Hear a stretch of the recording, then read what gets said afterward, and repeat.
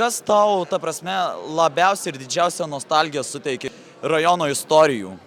Galbūt kiemo draugai, mokykla, laiko praleidimas, vaikystėj su vyresniais žmonėms, su jaunesniais, ta prasme, čia vis, čia taip neapriepsi, čia viskas į vieną susideda, čia viena didelė yra nostalgija ir ją prisiminus žiauriai geri jausmai ateina tiesiog. Aš turiu tokį kaip ir teoriją, kad tu sukūrė tą patį vaizdo įrašą Ženka. Tai yra čia tavo istorija kažkokia?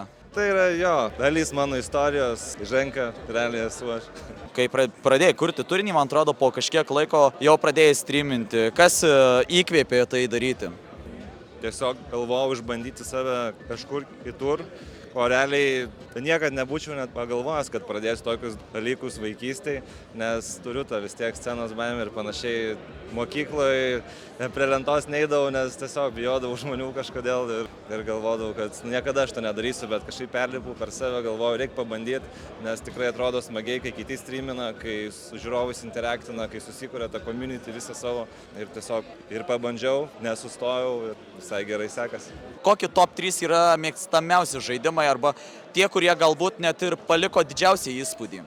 Tai pirmoji vietoj RuneScape'as, nes daugiausia valandos ten praleidęs, žiauriai geras gėjimas, ta prasme, tu negali mesti RuneScape'o, nes jis visada pas tave sugrįžta. Tai antras 1.6 CC, nes su juo užaugau, iki šiol dar pažaidžiu kartais 1.6, žiauriai geras gėjimas ir San Andresas tikriausiai būtų 3 numeris. Irgi labai daug valandų praleista, žiauriai geras gėjimas. Kalbant apie San Andresą, tu kadangi pradėjai Flame Story modifikaciją, kaip tau pati modifikacija, visas šitas reikalas? Aš nesuprantu, kodėl jie sukūrė tokį gėjimą, realiai įdėjo labai daug valandų ir už tai jiems nieko realiai nesumokėjo, bet ten žiauriai daug darbo įdėta, atrodo tikrai smagiai.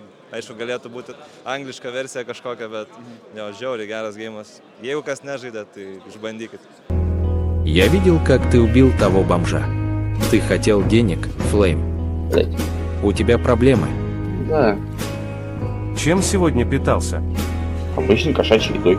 O kažką panašaus norėtum, kad sukurtų ir lietuviai minėjai? Jo, čia būtų žiauriai gerai, jeigu su Lietuvos influenceriais kažką tokio padarytų. Nežinau, ar tai manoma, bet galbūt. Kokiam tu servė anksčiau žaisdavai Sampą, nes šitą irgi minėjai? Taip, Sampą dar gal net prieš streaminimą. Sampa šiaip daug serverių esu pražaidęs, aš net neatsimenu dabar, nes ten tokie buvo serveriai, kur 2 savaitės paveikia, paskui užsidaro, paskui vėl atsidaro. Aš tų sargų realiai nesu žaidęs, nes nepatikdavo ta tokia žiauriai didelė masė, kur betvarkė tokia vyksta, aš labiau gal į tokius daraidavau, kur RP daugiau yra ir panašiai. Į Greenside esu žaidęs. Jaučiu labiausiai Greenside'as įsiminė, daugiau tai neatsimenu iš tikrųjų, nes tokie random pavadinimai buvo. Na, aš tau pritarsiu, nes Greenside'as turėjo išskirtinės sistemas iš tikrųjų. Koks tavo laukiamiausias yra žaidimas? Šiuo metu? Šiuo metu. Šiuo metu. Tai GTA 6 tikriausiai. Aišku, mafijos laukiu, Farming Simulatorius. Ką palinkėtum jaunimui, kuris irgi nori kurti turinį?